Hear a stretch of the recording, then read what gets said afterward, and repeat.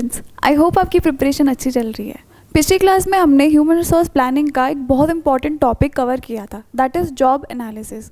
आज की क्लास में हम उसके कंपोनेंट्स पढ़ेंगे, दैट इज़ जॉब डिस्क्रिप्शन और जॉब स्पेसिफिकेशन। ठीक है, तो जॉब डिस्क्रिप्शन हमने कल क्या पढ़ा था इसमें कि ये aspect of job analysis define करता है कि उस जॉब में क्या क्या टास्क होंगे, क्या ड्यूटीज़ होंगी, क्या रिस्पॉन्सिबिलिटी होंगी, क्या अथॉरिटी होगी, ठीक है, क्या वर्किंग कंडीशंस होगी, ठीक है, क्या रिपोर्टिंग रिलेशनशिप होंगे। जब हम रिस्पॉन्सिबिलिटी और अथॉरिटी बोलते हैं कि ये डेजिग्नेट करेगा, तो हम अपने आप एक हायरार्की में रिलेशनशिप सेटअप कर देते हैं। ठीक है, तो ये जो जॉब डिस्क्रिप्शन है हमको ये रिपोर्टिंग रिलेशनशिप भी बताता है। ठीक है, इट डिफाइंस अ पर्पस, और इस जॉब का क्या स्कोप है ये हमें जॉब डिस्क्रिप्शन से पता चलता है। ठीक है, फिर इसके फीचर्स देख लेते हैं।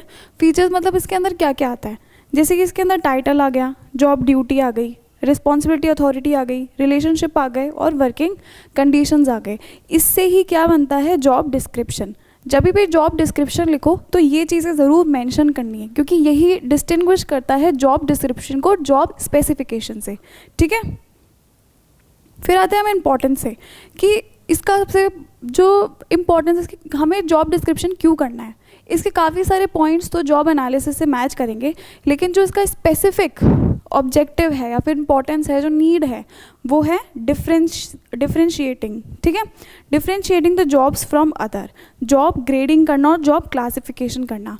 दो जॉब के अंदर डिफरेंस बताना कि how one job is different from the other, या फिर उनको एक ग्रेड करना, जैसे A grade, B grade, C grade, D grade. अब यूपीएससी में भी काफ़ी सारी सर्विसेज हैं, तो उनको ग्रेडिंग दी गई है, जैसे A grade service, B grade service.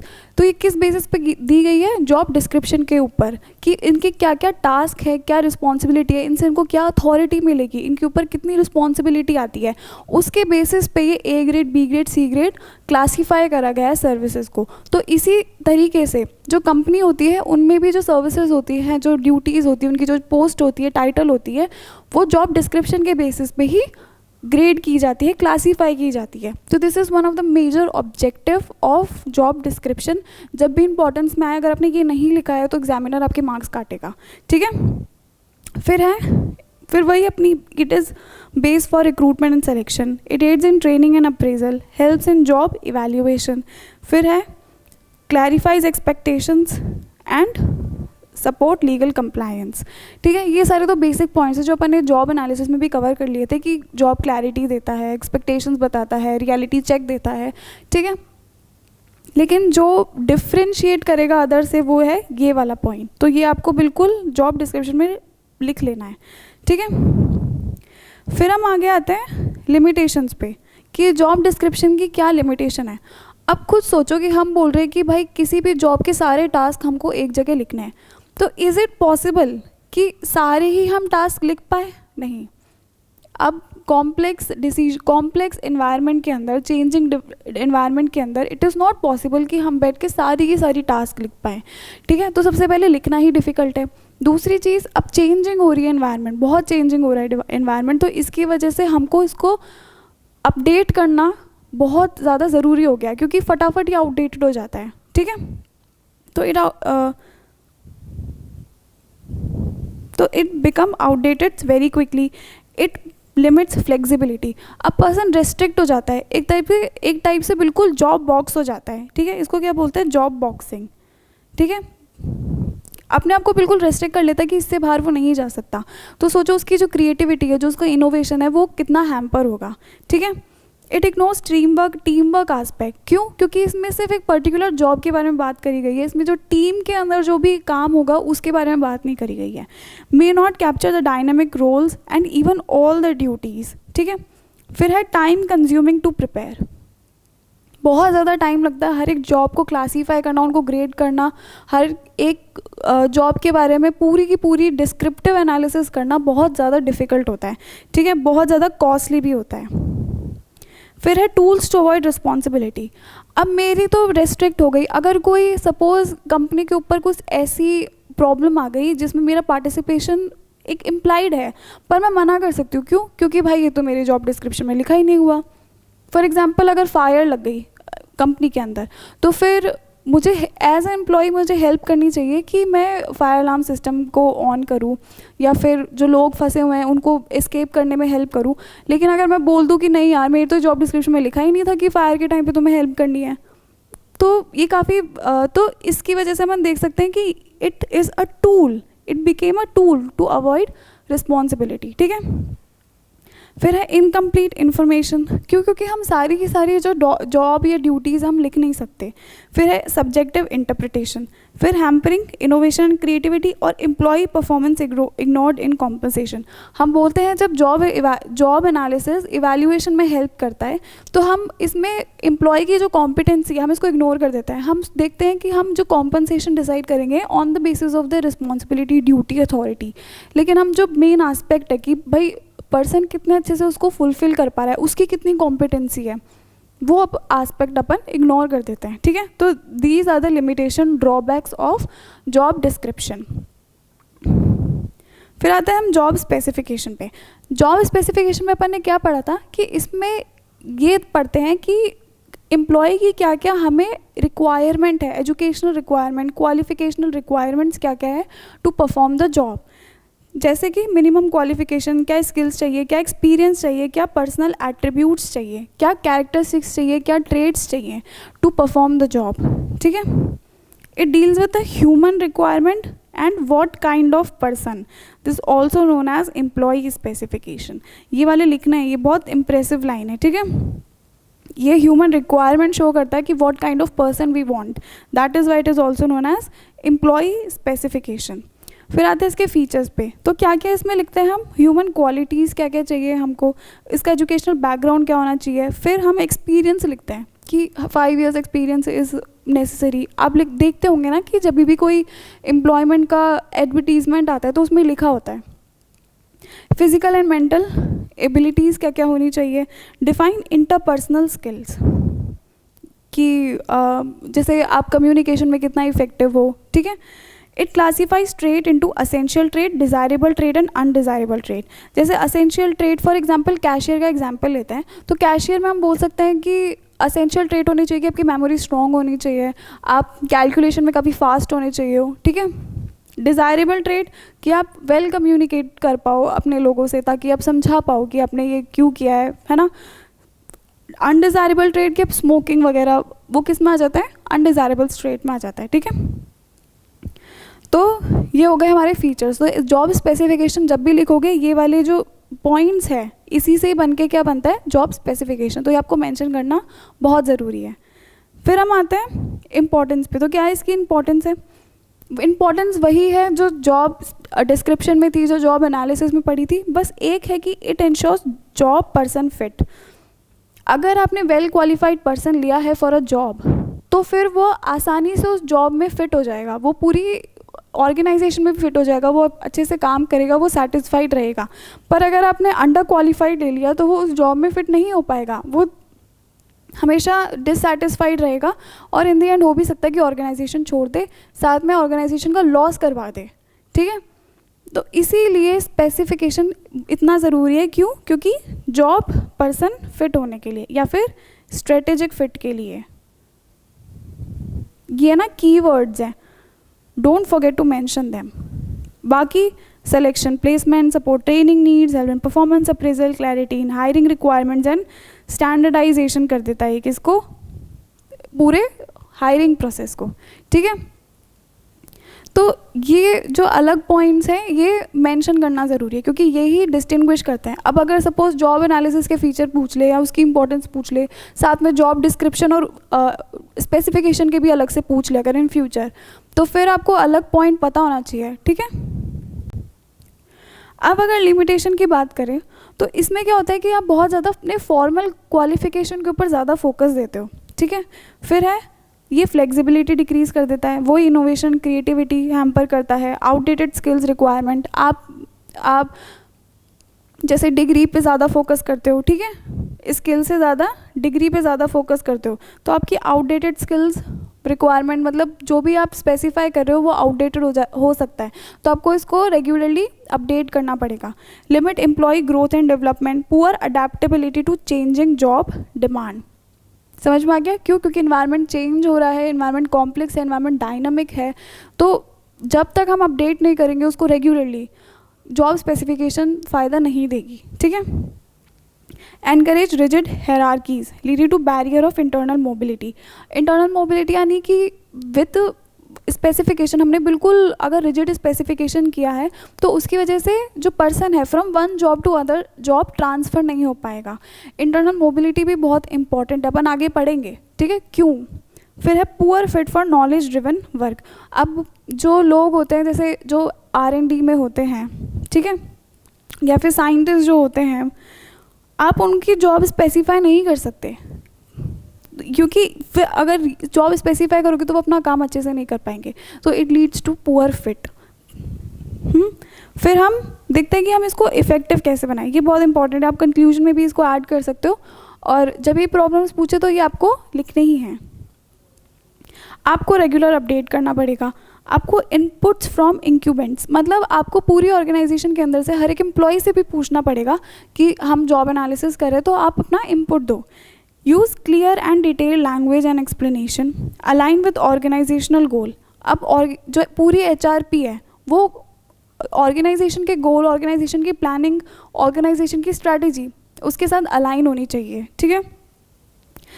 Human resource review करो जो भी आपने बनाया है, फिर एग्जाम्पल्स कोट करो, जैसे कि ये काम है, कब करना है, कैसे करना है, अब ऐसे जैसे मशीन को कैसे हैंडल करना है, तो आप जब इनका सहारा लोगे, इन जैसे एग्जाम्पल्स आप मेंशन करोगे, तो it would be easy for job analysis. Competency based job analysis, ये की टर्म है, याद रखना है, कॉम्पिटेंसी बेस्ड जॉब एनालिसिस, यानी कि आप जॉब एनालिसिस के में जो अपनी लिमिटेशन पड़ी थी कि भाई ह्यूमन परफॉर्मेंस इसमें इग्नोर कर दी जाती है, तो आप कॉम्पिटेंसी के बेस पे भी जॉब एनालिसिस करना चालू करो, ठीक है। फिर है डी जॉबिंग। अपन ने पढ़ा था जॉब बॉक्सिंग। जॉब बॉक्सिंग का क्या मतलब होता है कि जब आपको जॉब के अंदर लिमिट कर दिया जाए, लेकिन अब आपको क्या करना है, डी जॉबिंग करनी है, यानी जॉब स्पेसिफाई नहीं करनी, उसको बिल्कुल डायनामिक, ओपन, फ्लेक्सिबल बनाना है, तो इसे बोलते हैं de jobbing. Hybrid and remote work, मतलब कि आपको अब हाइब्रिड वर्क में लेके आना है कि वर्क फ्रॉम होम भी हो गया, साथ में ऑफिस कल्चर भी हो गया, ठीक है, तो दोनों का कॉम्बिनेशन लेके आना है, फ्लेक्सिबिलिटी लेके आनी है। फिर एजाइल प्रोजेक्ट टीम्स पे भी फोकस करना है। क्रॉस फंक्शनल जॉब रोल्स, इसका मतलब है कि एक फंक्शन से दूसरे फंक्शन में जब किसी पर्सन को ट्रांसफ़र किया जाता है तो उसे बोलते हैं क्रॉस फंक्शनल जॉब रोल्स, ठीक है। ऐसा क्यों होता है? ऐसा होता है सक्सेशन प्लानिंग के लिए। जैसे फॉर एग्जांपल अगर कोई फाइनेंस मैनेजर है जो एक फंक्शन में, जो फाइनेंस फंक्शन में है, फाइनेंस फंक्शन का मैनेजर है, अब उसको हम मार्केटिंग फंक्शन का मैनेजर बना देते हैं, तो हम क्या करते हैं, क्रॉस फंक्शनल जॉब रोल्स करते हैं। ऐसा हम क्यों कर रहे हैं? ताकि उस पर्सन को पूरी की पूरी ऑर्गेनाइजेशन का आइडिया लग जाए। और ऐसा क्यों कर रहे हैं? ताकि वो आगे जाके जो की मैनेजरियल पर्सनल का जो पोस्ट होती है, जो हायर लेवल पोस्ट होती है, वो वहाँ बैठ सके, ठीक है। एम्प्लॉय ड्रिवन जॉब क्राफ्टिंग, यानी आप एम्प्लॉयज़ हैं उनको बोलो कि आप अपनी जॉब को अच्छे से डिज़ाइन करो, आप अपने इनपुट्स दो, ठीक है। AI का यूज़ करो फॉर बेटर जॉब डिज़ाइनिंग, है ना। तो ये हो गया कि हम उसको कैसे अच्छा बना सकते हैं, जॉब एनालिसिस को कैसे हम इम्प्रूव कर सकते हैं। अपन डिफरेंस देख लेते हैं जॉब डिस्क्रिप्शन और जॉब स्पेसिफिकेशन में। जॉब डिस्क्रिप्शन क्या बोलता है कि what the job involves, duty, task, responsibility, लेकिन it states what kind of person is needed, जैसे क्वालिफिकेशन चाहिए, स्किल्स, एबिलिटीज़ चाहिए। Job description focuses on the job, लेकिन specification focuses on the job holder. अब आई होप कि आपको ये बहुत इजी लग रहा होगा क्योंकि अपन ने बहुत अच्छे से डेप्थ में पढ़ लिया। फिर इसमें कंटेंट क्या आते हैं, जैसे ड्यूटी आ गया, रिस्पॉन्सिबिलिटी आ गया, रिपोर्टिंग लाइंस हो गए, रिलेशनशिप हो गए, ठीक है, अथॉरिटी हो गई, वर्क कंडीशंस हो गए, और इसके अंदर education, experience, skills, physical and mental qualities.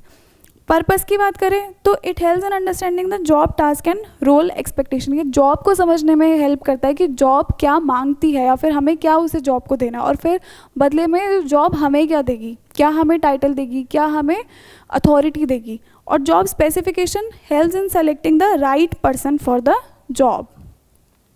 Job description is descriptive in nature और स्पेसिफिकेशन इज प्रिस्क्रिप्टिव, यानी कि क्या होना चाहिए। ये अपन ने ऑलरेडी डिस्कस कर लिया है कि बहुत इंपॉर्टेंट एक फैक्टर है, ठीक है, इन डिफ्रेंशिएटिंग देम। तो बहुत इम्पॉर्टेंट है, ये पूछ सकते हैं आपसे। फिर हम आते हैं डी जॉबिंग पे। डी जॉबिंग क्या होती है? De jobbing refers to designing flexible work roles by broadening job responsibilities and focuses on competencies rather than rigid job description।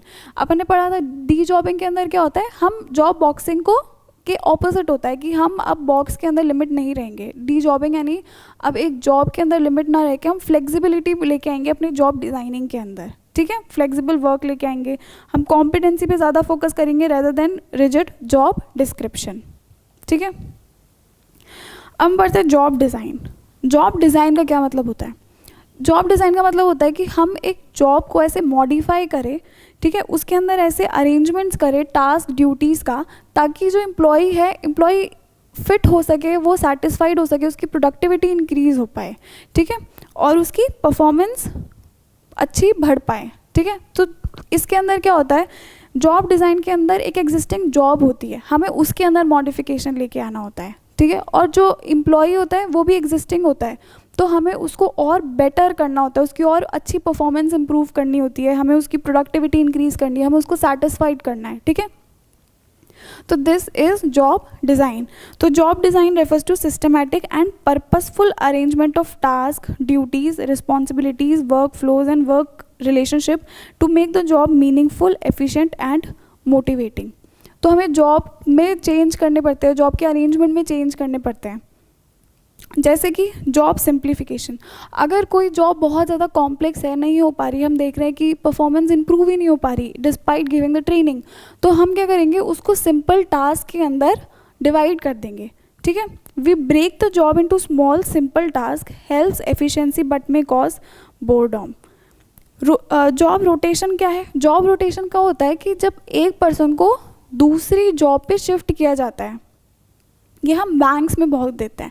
Banks में देखते हैं कि जो कैशियर होता है वो अपने बगल वाले जो क्लरिकल वर्क्स होते हैं वो आपस में एक्सचेंज होते रहते हैं। जैसे कि कोई ठीक है, कोई फॉर्म जमा करने का है तो कल वो कैशियर होगा, आज वो फॉर्म जमा कर रहा है, तो ये क्या होता है, क्लरिकल वर्क आपस में एक्सचेंज होते रहते हैं। ऐसा क्यों? ऐसे बहुत इसके बहुत बेनिफिट हैं। एक तो इंसान को बोरियत नहीं होती, वो अपने काम से बोर नहीं होता, उसको स्किल्स, वैरायटी ऑफ स्किल्स का एक्सपोजर मिलता रहता है, उसकी स्किल्स बढ़ती रहती है। दूसरी चीज़, अगर फॉर एग्जांपल अगर कोई एम्प्लॉय एब्सेंट भी हो गया तो ऐसा नहीं कि उसका जो काम रुक जाएगा, दूसरा एम्प्लॉय उसका रिप्लेस इजीली कर सकता है, ठीक है।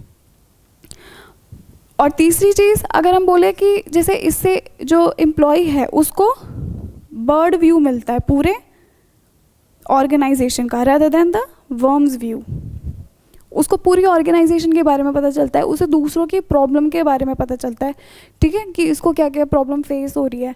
और चौथी चीज़ अपन बोल सकते हैं कि इससे ट्रांसपेरेंसी आती है ऑर्गेनाइजेशन में। अगर कोई पर्सन सपोज कोई फ्रॉड करना चाह रहा है तो अगर दूसरा पर्सन उसे रिप्लेस कर देगा तो वो उसकी कमियां निकाल पाएगा कि हाँ ये तो यार गलत हो रहा है। बैंक के अंदर यही होता है जनरली, ठीक है, इसलिए जॉब रोटेशन किया जाता है। तो समझ में आ गया कि जॉब रोटेशन क्या होता है, it is periodical shifting employees between job to reduce monotony and broaden skills, ठीक है। फिर है जॉब एनलार्जमेंट। जॉब एनलार्जमेंट का क्या मतलब होता है कि अब आपके पास सेम अथॉरिटी के अंदर आपके पास और ज़्यादा वैरायटी ऑफ स्किल्स बढ़ती जा रही है। फॉर एग्जांपल, अगर जैसे कोई फाइनेंस में कैशियर है तो उसको AR भी दे दिया, रिसीवेबल्स का भी काम दे दिया, उसको MR से भी डील करने के लिए दे दिया, उसको लेजर बनाने के लिए भी दे दी। तो इसका क्या होता है कि उसको सेम ऑटोनॉमी में बहुत ज़्यादा स्किल्स वेराइटीज़ दे दी, वैरायटी ऑफ जॉब दे दिया, तो उससे क्या होगा, उसकी स्किल्स और इम्प्रूव होगी, ठीक है। इसको बोलते हैं हॉरिजॉन्टल लोडिंग। अब आता है जॉब एनरिचमेंट। जॉब एनरिचमेंट में हम उसकी ऑटोनॉमी होती है, उसकी जो डिसीजन मेकिंग पावर होती है, हम उसको और इंक्रीज़ करते हैं, साथ में उसको और वैरायटी ऑफ स्किल्स तो देते हैं, लेकिन हम साथ में उसकी रिस्पॉन्सिबिलिटी, ऑटोनॉमी भी इंक्रीज़ करते हैं, डिसीजन मेकिंग पावर भी इंक्रीज़ करते हैं, इसमें हम उसकी जॉब डेप्थ इंक्रीज़ करते हैं। इसको बोलते हैं वर्टिकल लोडिंग और इसको क्या बोलते थे, हॉरिजॉन्टल लोडिंग। तो ये होता है, ऐसे हम जॉब को मॉडिफाई करते हैं, इसी को ही बोलते हैं जॉब डिज़ाइन, ठीक है। फिर इसके बेनिफिट क्या होते हैं? अब बेनिफिट अपन ने इतने सारे पढ़ लिए पहले, बस उसी को ही कंसोलिडेट करना है कि मोटिवेशन इंक्रीज़ होता है, प्रोडक्टिविटी इंक्रीज़ होती है, उनकी परफॉर्मेंस इंक्रीज़ होती है, बोर्डम नहीं होता, उनकी स्किल्स इंप्रूव होती है, ठीक है, टर्नओवर और एब्सेंटिज्म रिड्यूस होता है, टैलेंट यूटिलाइज होता है उनका, ठीक है। प्रॉब्लम्स क्या आती है, लेकिन अब सोचो कि एक कोई बहुत सारे टास्क दे दिए तो बर्डन आ जाता है बहुत ज़्यादा, ओवरलोड और स्ट्रेस होता है।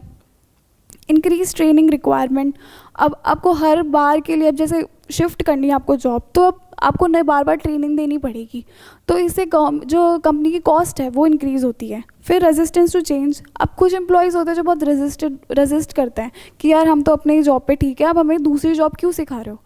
तो ये भी एक लिमिटेशन होती है इन प्रॉपर जॉब डिज़ाइनिंग। फिर misfit between job design and employee skills, हम कभी कभी मल्टीटास्किंग के चक्कर में उसकी जो स्पेशलाइजेशन है हम वो ख़त्म कर देते हैं। फिर है technology driven jobs reduce human autonomy, ठीक है। फिर हम आते हैं कंपैरिजन पे कि जॉब एनालिसिस और जॉब डिज़ाइन में क्या डिफरेंस है। ये इम्पॉर्टेंट है, ये PYQ है, तो अच्छे से देखना। जॉब एनालिसिस में क्या होता है कि हम जो एग्जिस्टिंग जॉब है हम सिर्फ उसको ही स्टडी करते हैं, लेकिन जॉब डिज़ाइन में हम जॉब को स्ट्रक्चरिंग और रीडिज़ाइनिंग करते हैं, ठीक है।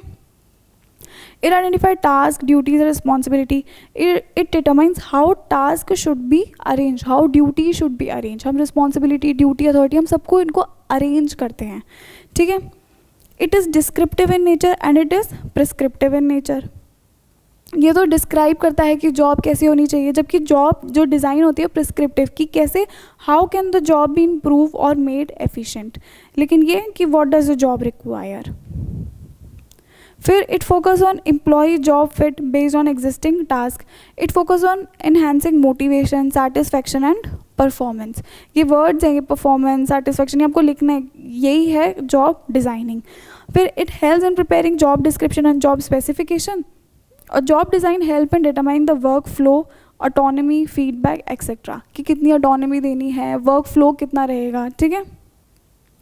More concern with information collection and it is more concern with job structuring and shaping work. Job analysis में use for recruitment, selection and appraisal, it use for job enrichment, job rotation and ergonomics. Ergonomics क्या होती है कि इसका मतलब भी वही होता है, it is a scientific method, ताकि हम scientific way of job designing, ठीक है। फिर हम आते हैं करियर प्लानिंग के ऊपर। करियर प्लानिंग क्या होती है? करियर प्लानिंग में जब एम्प्लॉय अपने आप को इमेजिन करता है, जब अपना विजन रखता है कि वो आगे 5 साल में इसका क्या करियर होगा, ठीक है। ये एम्प्लॉय खुद सोचता है अपने बारे में, खुद प्लानिंग, खुद अपने करियर ऑप्शन देखता है, एक्सपोजर लेता है, खुद इनिशिएटिव करता है, ठीक है। और ऑर्गेनाइजेशन को बोलता है कि मुझे ये सीखना है, मुझे ट्रेनिंग प्रोग्राम लेके आओ, मेरा ये विज़न है कि 5 साल बाद मुझे कहाँ बनना है। इसको बोलते हैं करियर प्लानिंग। ये बहुत ज़रूरी है। अगर एम्प्लॉय अपने आप को इमेजिन कर पा रहा है आपकी ऑर्गेनाइजेशन में कि वो 5 साल बाद अच्छी पोजीशन पे है, तभी वो एम्प्लॉय आपकी कंपनी में रुकेगा। अगर उसको विजन नहीं मिल रहा है तो वो कंपनी को छोड़ देगा, ठीक है। तो career planning is the process by which employees plan their career goals and the organisation align opportunity to support their growth. Employee खुद प्लान करता है, खुद एक्सपोजर लेता है, ठीक है। It helps a person understand their strength, weakness, interest and opportunities. खुद का सेल्फ असेसमेंट करता है, खुद का सेल्फ एनालिसिस करता है कि वो किस चीज़ के लिए बना है, क्या उसे जॉब करनी है, उसका इंटरेस्ट किस में है। तो it include self assessment, exploring career option, goal setting and the development strategies. और इसमें जो ऑर्गेनाइजेशन है उसकी हेल्प करती है, ठीक है। इसके बेनिफिट क्या है कि उसको डायरेक्शन मिल जाएगी कि उसको कहाँ किस जॉब में जाना है, कैसे काम करना है, उसको क्लैरिटी मिलेगी। It helps mismatch personal ability with job opportunities. मतलब अपन ने पहले पढ़ा था कि एक होता है इंडिविजुअल गोल, एक होता है ऑर्गेनाइजेशनल गोल। इन दोनों के बीच में क्या नहीं होना चाहिए, ज़्यादा गैप नहीं होना चाहिए। जितना कम गैप रहेगा उतना ही ऑर्गेनाइजेशन ग्रो करेगी। Increase motivation and job satisfaction, helps individual adapt to change in the job market. फिर ensure long term career growth. तो अगर पर्सन करियर अपना बना पाता है तो वो खुश रहेगा, सेटिस्फाइड रहेगा, मोटिवेटेड रहेगा, जो कंपनी की ग्रोथ में कंट्रीब्यूट करेगा, ठीक है। और चेंजेस भी जल्दी अडेप्ट कर लेगा। फिर हम आते हैं सक्सेशन प्लानिंग पे। सक्सेशन प्लानिंग अपन ने पढ़ रखा है। इसमें क्या होता है कि जो हायर पोजीशन होती है, की मैनेजरियल पर्सनल पोजीशंस होती है, उसमें पर्सन का प्लानिंग करना, उसमें उसका करियर प्लान करना। तो इसके अंदर क्या होता है, इसमें ऑर्गेनाइजेशन प्रोएक्टिव अप्रोच करती है। इसमें ऑर्गेनाइजेशन टैलेंट देखती है, पोटेंशियल जो एम्प्लॉयज़ होती है उनका टैलेंट देखती है कि हाँ यार ये केपेबल है अच्छी पोजीशन के लिए, तो इनको चूज़ करो, इनको ट्रेनिंग दो, इनके डेवलपमेंट प्रोग्राम्स लेके आओ, इनकी जॉब रोटेशन करो, इनकी फंक्शनल रोटेशन करो और फिर इन्हें अच्छी पोजीशन पे लेके आओ। तो इसमें जो मेजर एफर्ट है वो कौन लगाती है, वो लगाती है कंपनी। ठीक है, तो succession planning is a systematic and strategic process by which an organisation identifies and develop employees who can replace the key position when current leaders or employees leave, retire या move to another role। ऐसा क्यों होता है? अब need क्या है succession planning की कि हमें सडनली ऐसा लग गया कि भाई की मैनेजर पोजीशन के लिए हमें कंपनी में एम्प्लॉयज़ चाहिए, क्योंकि अब जो होता है वो जो कंपनीज होती है अब फैमिली हायरार्की नहीं होती इतनी, ठीक है, कि फादर का बेटा ही अब ओन करेगा। अब क्या होता है कि हमें कॉम्पिटेंट लोग चाहिए कंपनी रन करने के लिए, इसीलिए अब ओनर और मैनेजमेंट अलग अलग होते हैं कंपनी के अंदर, ये रूल होता है। तो इसीलिए हमें मैनेजमेंट में कॉम्पिटेंट क्या चाहिए, पर्सोनल चाहिए। It's main aim is to ensure leadership continuity, कि अगर जैसे फॉर एग्जांपल अगर ऑर्गेनाइजेशन के अंदर बहुत जो टॉप लेवल मैनेजमेंट है, अगर सीईओ है, अगर उसकी डेथ हो गई या फिर उसने कंपनी रिटायर हो गया या छोड़ दिया कुछ भी रीज़न से, तो फिर वो कंपनी में और उसका जो सक्सेसर है वो इतना कॉम्पिटेंट नहीं है, तो क्या होगा, कंपनी के शेयर्स गिर जाएंगे, फिर कोई भी हॉस्टाइल टेक ओवर का बहुत ज़्यादा डर है उस कंपनी के अंदर।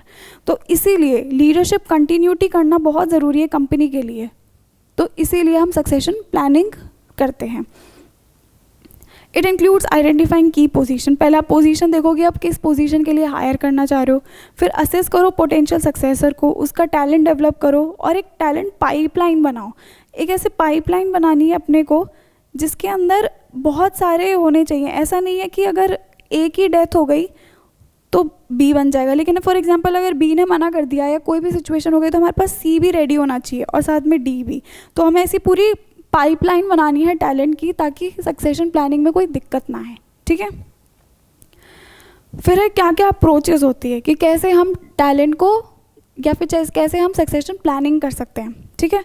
पहला है परफॉर्मेंस एंड पोटेंशियल असेसमेंट, जिसमें पोटेंशियल है हम पहले उसका असेसमेंट करेंगे, उसको हम देखेंगे, ऑब्जर्व करेंगे कि उसकी जो परफॉर्मेंस है वो एक्सेप्शनल आ रही है, ठीक है।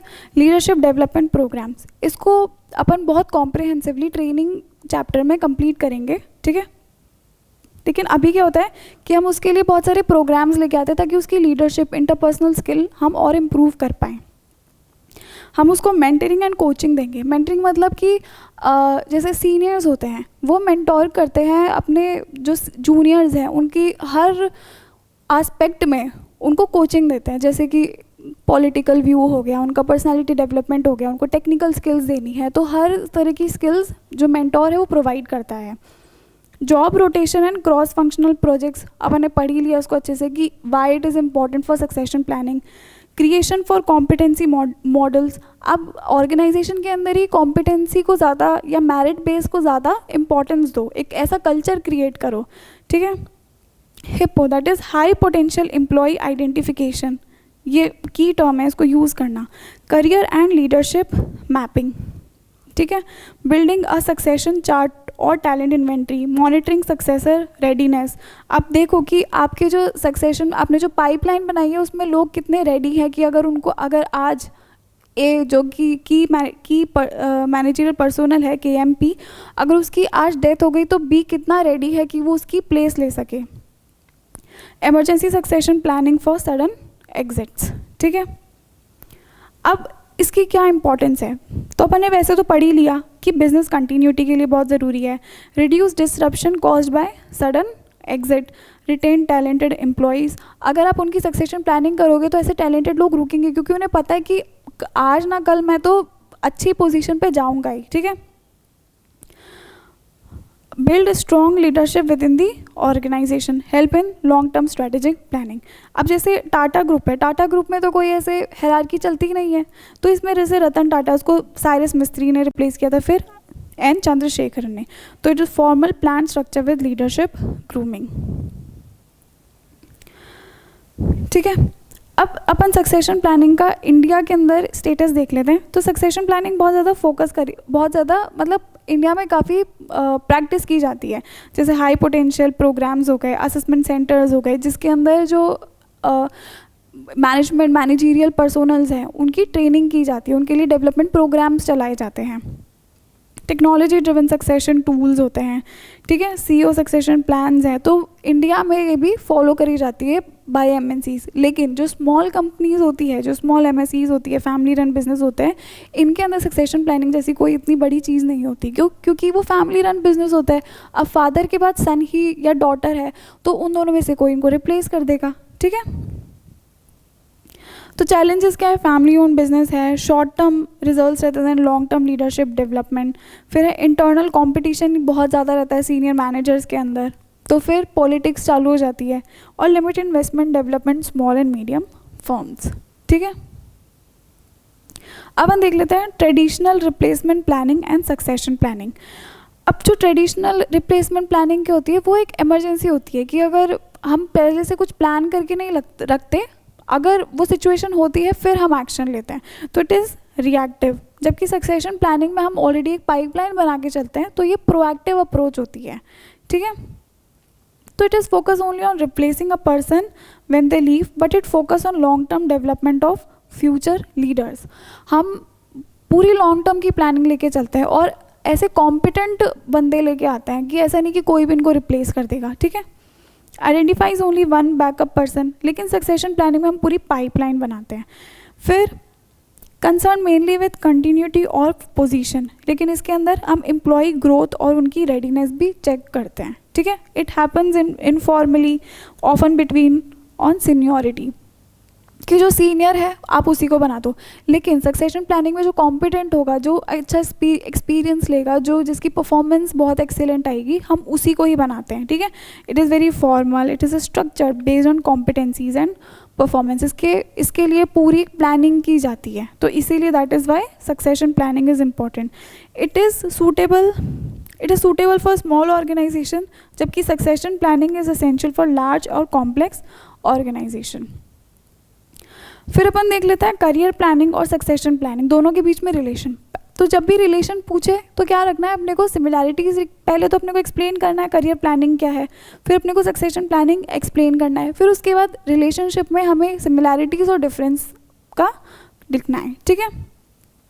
सिमिलैरिटीज़ क्या है कि दोनों फ्यूचर ग्रोथ पे फोकस करते हैं, दोनों डेवलपमेंट ओरिएंटेड है कि दोनों का करियर ग्रोथ हो रहा है, और दोनों टैलेंट यूटिलाइजेशन पे है कि अगर मेरी करियर ग्रोथ में कैसे करूँगी, अगर मेरे पास मैं खुद का सेल्फ असेसमेंट करूँगी कि मेरे पास अच्छा मेरा कहाँ इंटरेस्ट है, मेरी किस में अपॉर्चुनिटीज़ है, मेरी स्ट्रेंथ क्या है, मेरी वीकनेस है, तो उस पर मैं अपने करियर ग्रोथ करती हूँ, ठीक है।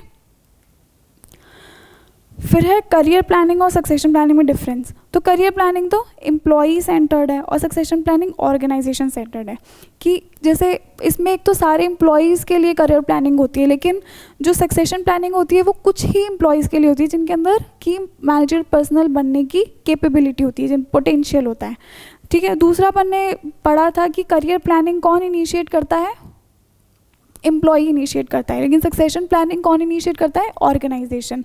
और फिर ये एम्प्लॉई पे सेंटर्ड होती है, इसका मतलब focus on individuals career growth, लेकिन सक्सेशन प्लानिंग पूरे ऑर्गेनाइजेशन के पोजीशन के ऊपर फोकस होती है, ठीक है। ये अपन ने पढ़ लिया अभी कि कवर्स क्रिटिकल लीडरशिप और की पोजीशन ओनली, लेकिन it covers all employees and roles, ठीक है। अब कल की क्लास में अपन इसके सारे PYQs पढ़ेंगे, और इसके साथ ही ये जो इतना इम्पॉर्टेंट चैप्टर है जिससे अब आप देखोगे कि हर साल UPSC एटलीस्ट 1 से 2 क्वेश्चन पूछता ही है ऑन द रेगुलर बेसिस, सिर्फ इसी चैप्टर से। तो ये बहुत ही लो हैंगिंग फ्रूट है। तो कल इस क्लास में अपन कॉम्प्रिहेंसिवली सारे क्वेश्चंस डिस्कस करेंगे। तो I hope you like this session. Thank you so much.